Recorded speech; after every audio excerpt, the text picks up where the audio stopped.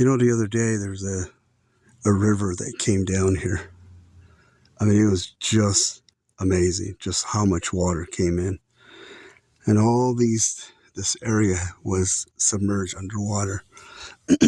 But after 2 days of being submerged, these little guys right here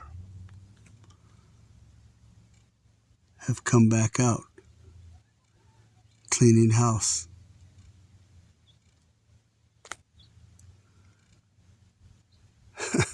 Their colony was totally underwater.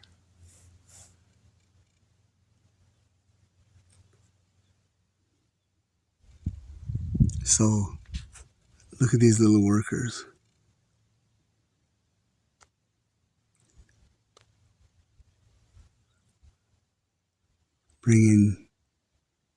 Their house was flooded. Of course, they were like 7 feet underwater, but they made it.